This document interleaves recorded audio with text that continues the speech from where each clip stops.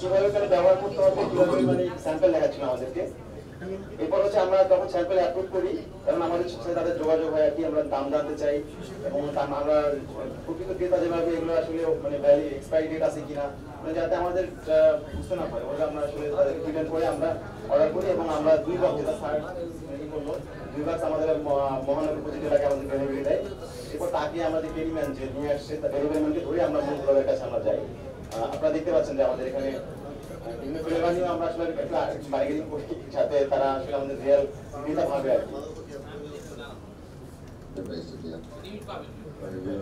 হচ্ছে 16,600 সামথিং আসছে, এখন আফটার ডিসকাউন্ট আসবে 15,900। 2 বছর এক্সপায়ারি আছে, নতুন ব্র্যান্ড নাই, 2 বছর হচ্ছে এক্সপায়ারি, 2 বছর। আপনার হচ্ছে যে অর্ডার ভ্যালু এটা হচ্ছে মিনিমাম একটা পার্সেল পেমেন্ট করতে হবে, 5,000 করে হচ্ছে সিওডি দিতে হবে।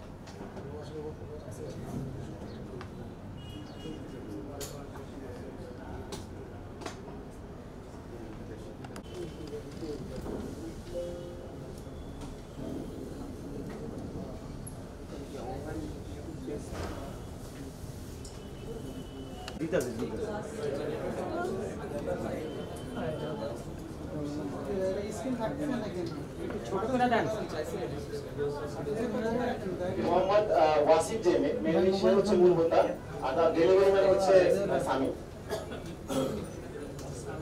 এবং হচ্ছে যে ওয়াসিফ সে কিন্তু হচ্ছে ইউটিউবের সিলভার ফ্লেভার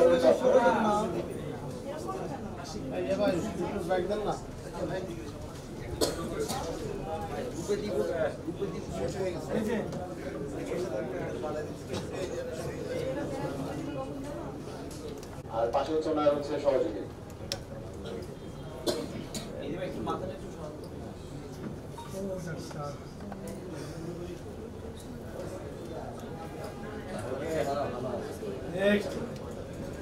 আমাদের গতকালকে আমাদের একটা অভিযান হয়েছে, আমার ঢাকা মেট্রো উত্তর 6,000 পিস এবার সেটা খুব ছোট হচ্ছে এখানে। এখানে দুজনে আপন বল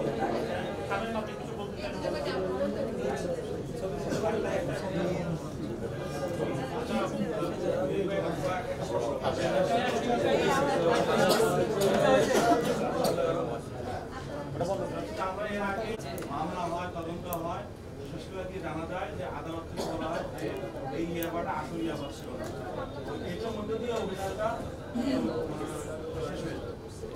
এই আপনারা পরীক্ষা করে দেখেছেন যে এটা আসলে আমরা একটা কেমিক্যাল টেস্টের জন্য ব্যবস্থা নিয়েছি, অলরেডি কেমিক্যাল টেস্ট হচ্ছে, এটা পাওয়া যাবে রিপোর্ট। এই এটা কি ভাইয়া একটু নামতে হবে তো। এইভাবে তো সংখ্যা পাওয়া যায় না, কারণ হচ্ছে এটা ওই অনলাইনে তো ছড়ানো একটা প্ল্যাটফর্ম। আমরা চেষ্টা করছি যারা মানে টেস্ট করা যাচ্ছে তাদেরকে ধরা যায়।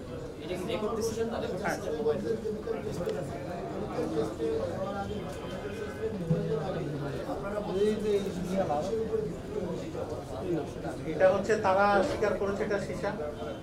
যখন কেউ স্বীকার করে যে এটা সীসা, তখন এটা বুঝতে হয় এটাই সীসা এবং আমাদের কিছু অভিজ্ঞতা আছে সেটা। মামলাতে কেমিক্যাল টেস্ট রিপোর্টটা হচ্ছে গুরুত্বপূর্ণ। ওটা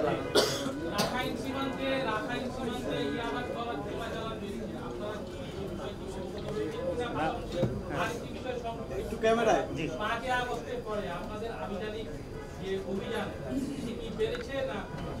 আচ্ছা, অনেক ধন্যবাদ। আপনি বোধহয় একটা জিনিস মিস করে গেছেন, এটা হয়তো দেখেননি। আমাদের ওয়েবসাইটে নিয়মিতভাবে তথ্য আপলোড করা হয় এই সম্পর্কে। এটা আপনি দেখলেই, এটা আমরা আপনাকে একটু গবেষণার দায়িত্ব দিলাম। আপনি একটু মিলান তো 5ই আগস্ট 2024-এর আগে কিরকম ছিল আর 5ই আগস্ট 2024-এর পরে কিরকম হয়েছিল। আর রাখাইন সীমান্তে যে বিষয়টা আমি বলি আপনাকে, সাম্প্রতিককালে প্রায় 7-8 মাস আগে প্রায় 7-8 মাস আগে ওই এলাকায় একটি টাস্ক ফোর্স গঠন করা হয় মূলত এই মাদক চোরাচালানকে দমন করার জন্য। আমি আপনাকে সর্বসাম্প্রতিক যে তথ্য বলি সেটা হচ্ছে যে এখানে যে টাস্ক ফোর্সের দায়িত্বে আছেন 10th ডিভিশনের জিওসি এবং মাদক দ্রব্য নিয়ন্ত্রণ অধিদপ্তর হচ্ছে সেটা সদস্য সচিব। আমাদের কাছে যে রিপোর্ট আছে স্বরাষ্ট্র মন্ত্রণালয়ে আগের তুলনায় বিক্রেতা, হ্যাঁ ও তো সেবনকারী এবং উনি বিক্রেতা, এবং উনার দেখানোর মতেই আমরা এটা উদ্ধার করেছি। উনার পড়ার ড্রয়ার থেকে, উনার টেবিল ড্রয়ার। তো ধন্যবাদ আপনাদেরকে, আপনারা কষ্ট করে এসেছেন। Thank you